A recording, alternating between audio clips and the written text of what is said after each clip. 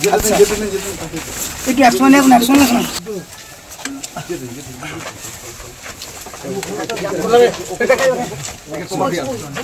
আরে গার্ড করছেন কেন আপনারা? না না গার্ড করছেন কেন আপনারা গার্ড করছেন কেন? আরে আসামি তো ছবিটা নিতে দিন। কিছু বলবে? কি বলবে? কি বলছো? কি বলছো তুমি? দাদা সরো, দাদা হাঁটতে থাকুন, একটু হাঁটতে থাকুন। মজিদ নির্দোষ।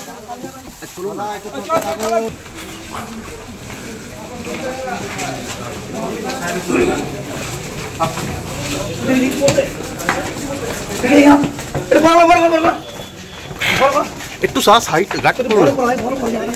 যেটা ফলো করো।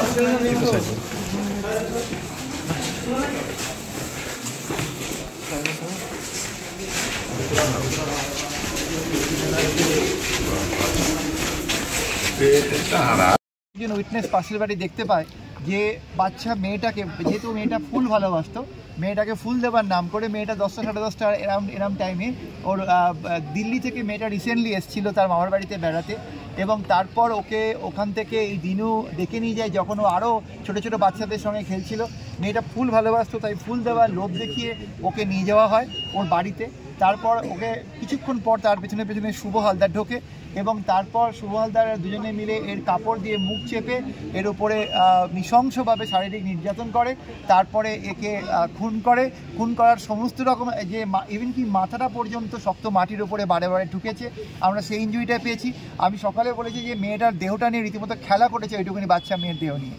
তো তার পরবর্তীকালে এরা বডিটাকে লোপাট করার জন্য এবং রাত্রিবেলা ফারাক্কার জঙ্গলে বডিটা ফেলার প্ল্যান করেছিল, এবং প্ল্যান করার আগে ওরা দুজনে মিলে কলতলায় গিয়ে সিগারেটের মধ্যে গাঁজা পুড়ে খায়, যে সিগারেটের বাটে অ্যাকিউজ শুভ হালদারের ডিএনএ ম্যাচ করেছে।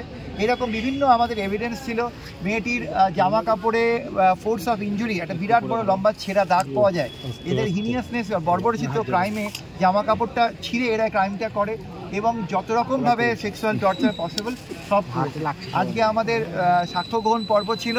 সকালে আমি বিভিন্ন জাজমেন্টের মাধ্যমে বিভিন্ন ক্ষেত্রে এটা বোঝানোর চেষ্টা করেছি যেটা একটা rarest of the rare crime, এবং সেই ক্ষেত্রে আমরা স্টেটের তরফে আমি ডেথ সেন্টেন্স চেয়েছিলাম, এবং লানেট কোর্ট সব দিক বিচার করে শুভ হালদারকে যাবজ্জীবন দিয়েছে। যাবজ্জীবন মানে হচ্ছে remainder period of life. In POCSO অ্যাক্টে যাবজ্জীবন মানে মার্ডার কেসে যাবজ্জীবন নয়, এটা হচ্ছে সারা জীবন যতদিন বেঁচে থাকবে ততদিন পর্যন্ত কাস্টাডিতে থাকতে হবে, বেরোতে পারবে না। এটা শুভ হালদারের ক্ষেত্রে। আর দিনু হালদারের ক্ষেত্রে যার কাছে বাড়ি থেকে বডি পাওয়া গেছে, যার রোল এই মামলায় আরও ভয়ঙ্কর ছিল, তাকে ডেথ সেন্টেন্স দেওয়া হলো, এবং তার আরেকটা সেকশন অর্থাৎ তাকে মেয়েটিকে তুলে নিয়ে গেছিলো তার লফুল গার্জেনের কাছ থেকে কিডন্যাপিংয়ের জন্য, তাকে লাইফ ইমপ্রিজনমেন্ট দেওয়া হলো, এবং যেহেতু এরা দুজনেই এভিডেন্স লোপাটের চেষ্টা করেছে 7 বছর করে এভিডেন্স লোপাট করার সেকশনে এদের সাজা দেওয়া হলো, এবং এগুলো কনকারেন্টলি চলবে। আমাদের আজকের এই 2 মাসের স্টেটের তরফে আমাদের লড়াই আজকে শেষ হলো। যা ঘোষণা হলো। আচ্ছা, ওই দিন কি ঘটনা ঘটেছিল আপনার মেয়ের সাথে? আমার মেয়ে খেলতে গেছিল আমার বোনেদের বাড়ি, ফুল নিয়ে বাচ্চাদের সাথে খেলছিল, 2 বোনের বাচ্চাদের সাথে মেয়েদের সাথে খেলছিল। তখন এসে আমার মেয়েকে ফুল দেওয়ার নাম করে ডেকে নিয়ে যায়, তারপরে বাড়িতে নিয়ে গিয়ে খারাপ কাজ করে, খুব অত্যাচার করে ওরা আমার মেয়েকে মেরে দিচ্ছে। খুব নৃশংস অত্যাচার করেছে? হ্যাঁ। আচ্ছা, আপনারা কি করে জানতে পারলেন যে উনি খুন করেছেন? আমাদের একটা ছোট বাচ্চা বলেছিল, আমার বোনের মেয়ে নিয়ে গেছিল, বাচ্চাদের সাথে খেলছিল না, যে বাচ্চাদের সাথে খেলছিল সেই বাচ্চারা নিয়ে গেছিল, আমাদের যে দিনুই নিয়ে গেছে। আচ্ছা, তারপরে আমরা ওর বাড়িতে পূজাপুজি করি, আমাদের যত বাড়ি গেছি তত বাড়ি না করেছে, যে আমার সাথে আসেনি, আমার সাথে এসেছিল, রাস্তা থেকে চলে গেছে। পরে আমরা ওকে ঘর খুলতে বলি, ও ঘর খুলে, তারপর আমরা খুঁজে বের করেছি আমার মেয়েকে।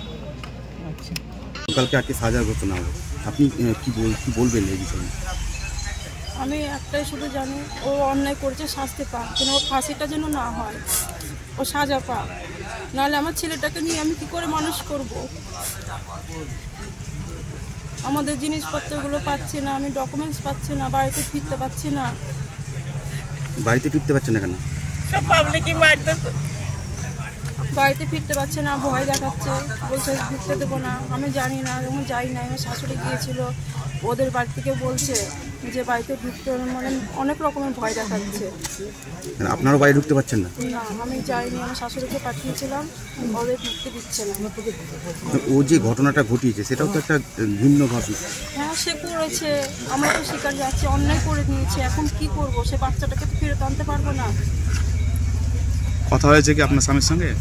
না, কথা হয়নি। কি চাইছেন, মানে কি সাজা চাইছেন তাহলে আপনি? ও জেল হোক, আমি এটাই চাইছি, ও জেল হোক, যাতে কোনো না হয়।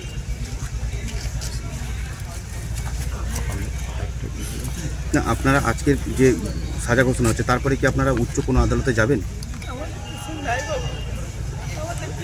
যাবো। না হাইকোর্টে যাবেন? হ্যাঁ, যাবো। কি নাম আপনার? বেসকা হালদার। রেসিকা? বেসকা হালদার। বেসকা। আমার স্বামী হয়। দুই ছিলেন নাকি আপনার? ভাই দুটো ছেলে। দুই ছিলেন।